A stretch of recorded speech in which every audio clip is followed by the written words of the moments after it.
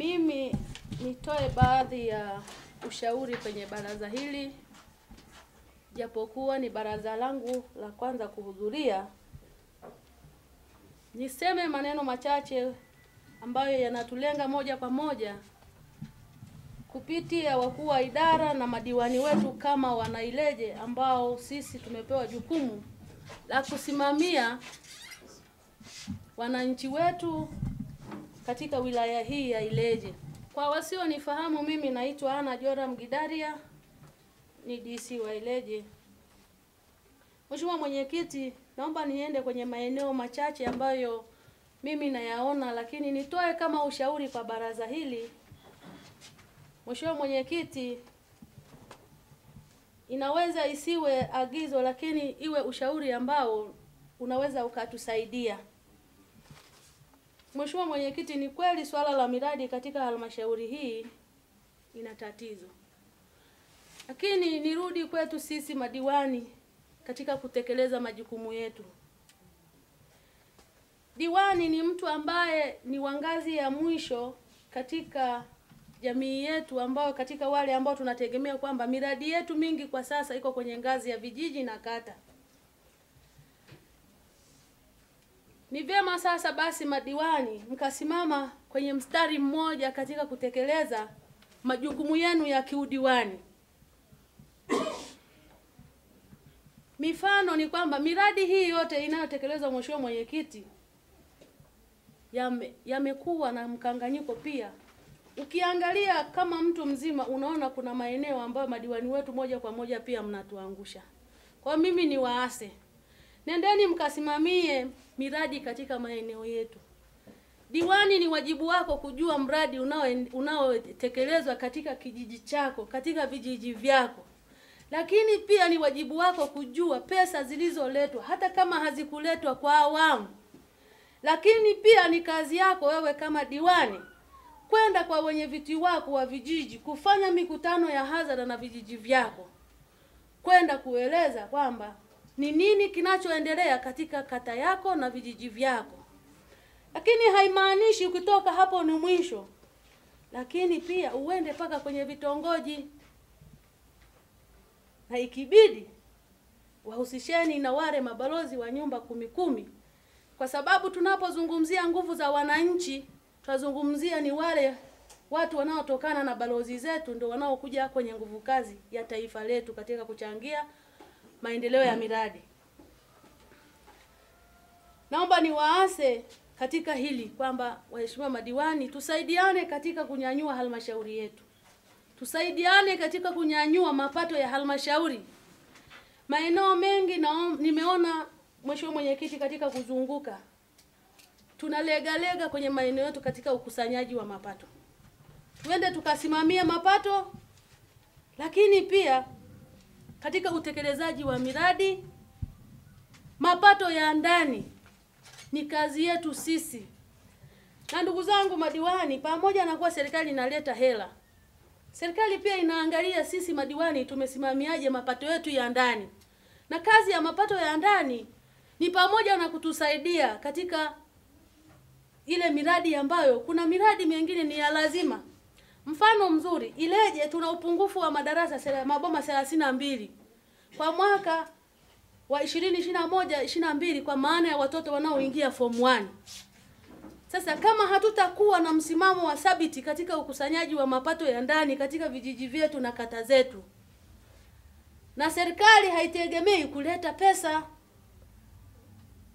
Pesa za serikali huwa zinakuja kwa muda ambao wao pia wanafikiri.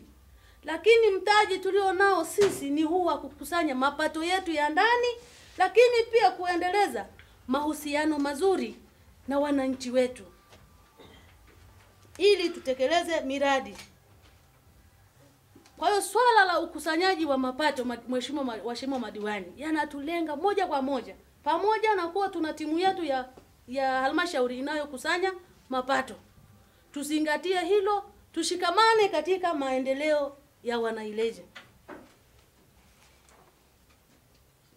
Lakini pia kutenga zile 40%. Mheshimiwa Mwenyekiti wa halmashauri, halmashauri hii ni halmashauri pekee ambayo ukiangalia hata ile miradi ya 40% ni kuna ujanja. Hebu tutoke tulipo, tupige hatua sasa. Tusipige mark time. Yaani hapa tulipo leo, hebu tusimame kupitia baraza hili kwenda kukusanya mapato ya ndani, kutenga yale mafungu. Lakini lingine ni ase kwa maafisa maendeleo ya jamii. 10% zinazotengwa kwenye vijiji kwa maana ya kwenda kwenye vikundi. Sidhani kama mheshimiwa mwenyekiti inaenda kama inavyotakiwa. Vikundi vyetu vingi havina msingi. Tunataka vikundi vyenye msingi ili tukisema halmashauri imetoa 10% ya vijana, tuone kabisa mapato yetu ya ndani yamefanya nini. Lakini vinginevyo kama hatutasimamia vile vikundi, mwisho wa siku tutakuwa tunapoteza kodi za Watanzania na kama mnavyojua 10% inatokana na mapato ya ndani. Yaani mwananchi amechangia halmashauri yake, lakini sisi tutakuwa tumeenda kutupa nguvu ya wananchi wetu na zikawa zimepotea kupitia hivyo vikundi ambavyo havina msingi. Kwa hiyo tutengeneze vikundi ambavyo vina msingi imara, ambavyo ni vikundi tunajua kabisa vinatekeleza mradi huo katika misingi ya kurejesha, na zile fedha ziende zikawasaidie watu wengine. Kazi ya mradi huu ya 10% ni mradi ambao pesa zake huwa inatakiwa ziwe zinazunguka, sio pesa zilizokaa au zilizogawanywa. Mara nyingi kuna mgawanyo kama huu unatokea.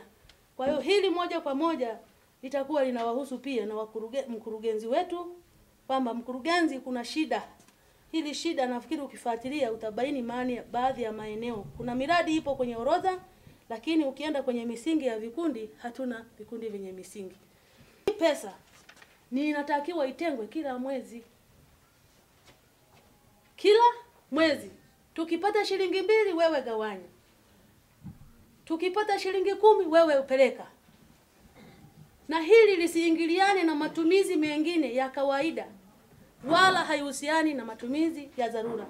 Maelekezo mkurugenzi nafikiri unayo, sababu wewe sio mtu mgeni kwenye hilo eneo na unajua utaratibu wa serikali yetu, na imani itaenda vizuri. Lakini lingine, ndugu zangu, tusaidiane. Kuna maeneo mengine nilikuwa sipendi kuyataja, lakini ninayataja kwa sababu moja kwa moja yanatugusa sisi.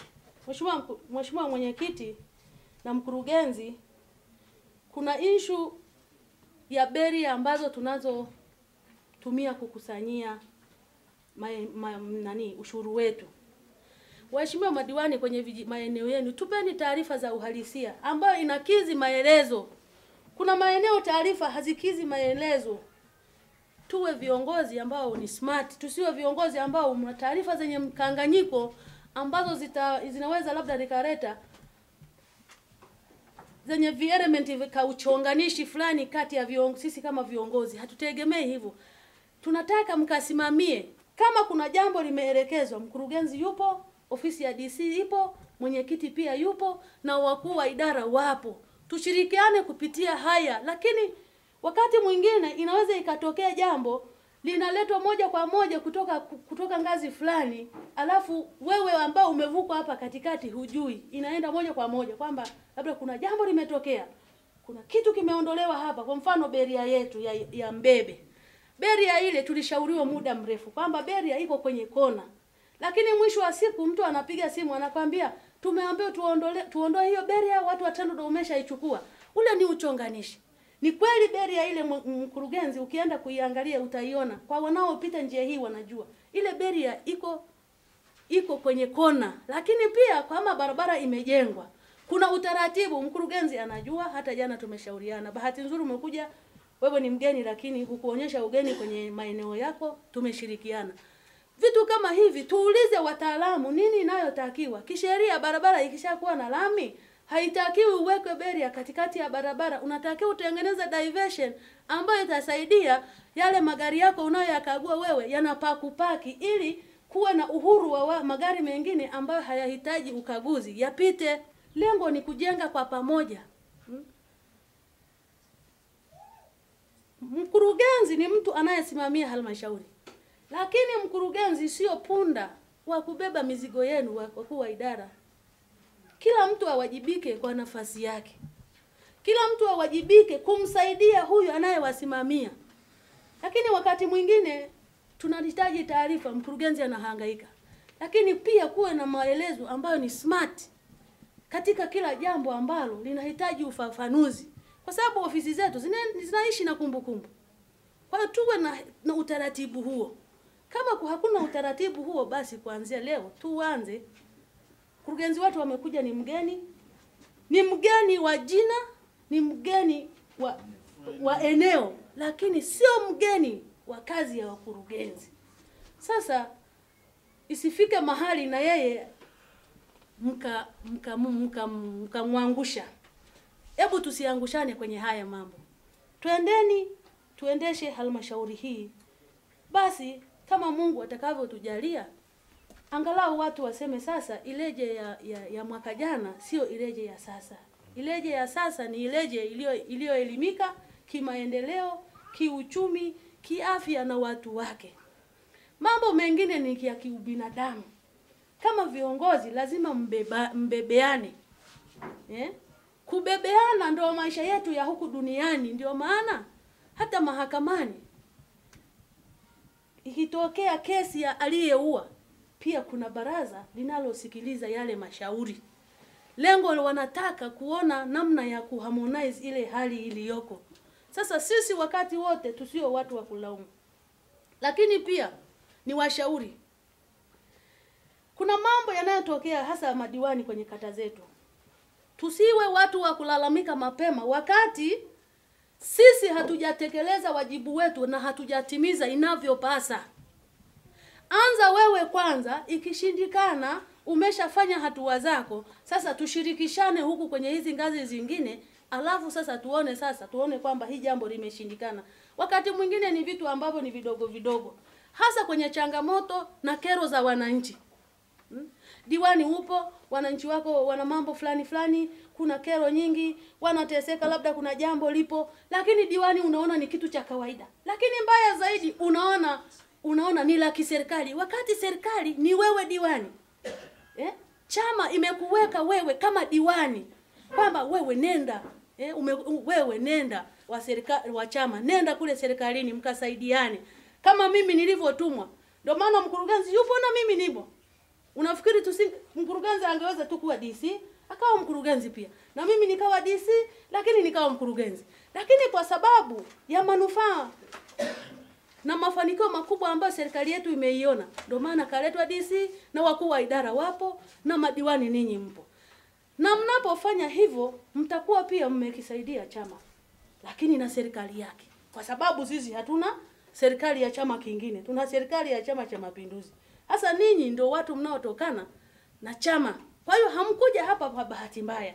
Sasa shughulikeni na mambo ambayo yanalenga moja kwa moja changamoto za huko kwenye kata zenu.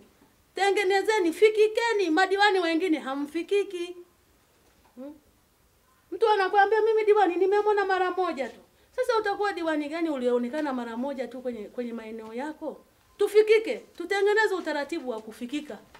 Kama una nyumba ndogo, weka makochi barazani huko. Tengeneza kibanda kama kivuli, watu wakae, ili mjadiliane mambo yanayowahusu. Yajadilini yale ambayo hayataonyesha kuvunja sheria, kwa sababu kuna mambo mengine kama ni ya kiutumishi yawezekana yalishachukuliwa hatua na yako kwenye vyombo vyetu vya usalama au kwenye vyombo vya kisheria.